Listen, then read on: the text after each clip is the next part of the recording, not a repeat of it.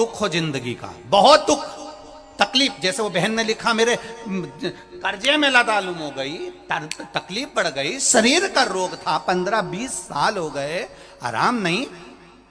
बेटे भी व्यसन में डूबने लगे क्योंकि कर्जा बढ़ गया। टेंशन में रहेगा आदमी तो गलत संगत की ओर चला जाता। व्यसन में आदमी पड़ने लगा केवल टेंशन के चक्कर में। और आखिरी में हुआ क्या? शिव तत्व को जाना।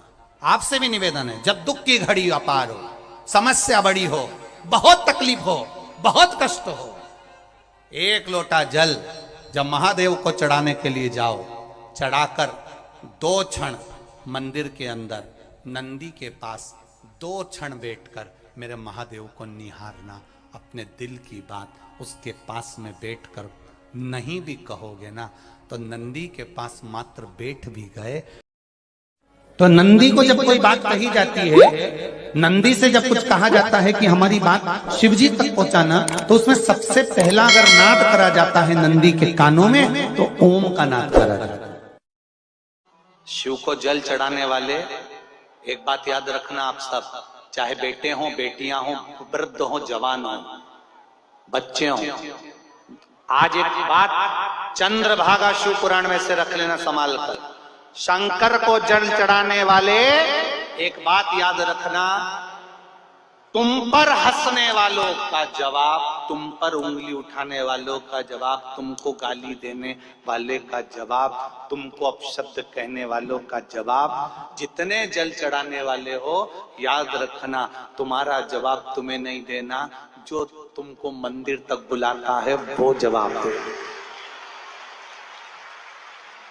जो तुम्हें मंदिर तक बुला रहा है, तुम्हें खींचकर मंदिर तक ला रहा है, एक लोटा जल चढ़वा रहा है, वो महादेव सहज नहीं है। शिव को जल चढ़ाने वाले एक बात याद रखना आप सब, चाहे बेटे हो, बेटियां हो, वृद्ध हो, जवान हो, बच्चे हो, आज एक बात चंद्रभागा शिव पुराण में से रख लेना संभाल कर। शंकर को जल चढ़ाने वाले एक बात याद रखना, तुम पर हंसने वालों का जवाब, तुम पर उंगली उठाने वालों का जवाब, तुमको गाली देने वाले का जवाब, तुमको अपशब्द कहने वालों का जवाब, जितने जल चढ़ाने वाले हो, याद रखना तुम्हारा जवाब तुम्हें नहीं देना, जो तुमको मंदिर तक बुलाता है वो जवाब दे। जो तुम्हें मंदिर तक बुला रहा है, तुम्हें खींचकर मंदिर तक ला रहा है, एक लोटा जल चढ़वा रहा है, वो महादेव सहज नहीं है।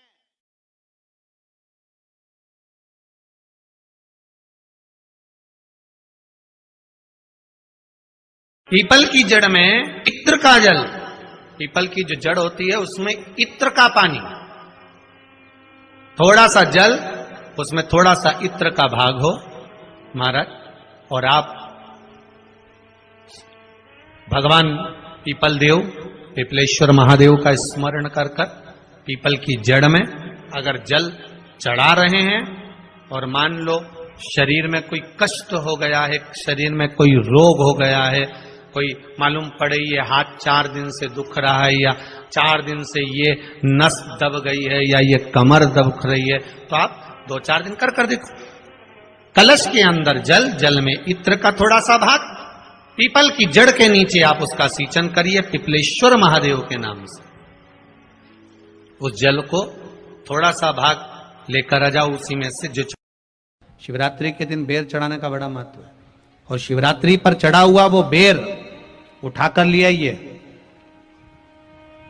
और उस बेर को उठाकर रख लीजिए। मान लो किसी को उदर से जुड़ी हुई जब तकलीफ रहती है, पेट से जुड़ी हुई तकलीफ रहती है, पेट से जुड़ी हुई कोई भी प्रॉब्लम हो, अगर पेट से जुड़ा हुआ कोई भी रोग आपको लग गया और डॉक्टर की दवाई चल रही है, सारी औषधि चल रही है, जो शिवरात्रि पर आपने बेर चढ़ाया है, वो बेर अगर आपके यहां रखा हुआ है, वो बेर उस रोग वाले व्यक्ति को खिला दीजिए। आधे घंटे के अंदर पेट का दर्द, पेट की तकलीफ, पेट का कैसा भी रोग होगा, एकदम आराम लग जाएगा। उस बेर में इतना दम, इतना प्रबलता आ जाती है। शंकर को जो शिवरात्रि के दिन बेर चढ़ाया जाता है। जब हम बहुत बहुत समस्याओं से घिरे हुए होते हैं, कोई कोई साथ देने वाला नहीं होता, तब शंकर के मंदिर में जाकर एक लोटा जल समर्पित कर हो तो ठीक, नहीं तो एक बेलपत्र शिव जी को समर्पित कर, बेलपत्र भी हो तो ठीक, चढ़ी हुई बेलपत्र उठाकर धोकर फिर चढ़ा देना, या उसके दरबार में उसके द्वार पर बैठकर उससे दिल से कुछ कह देना, सुन लेगा।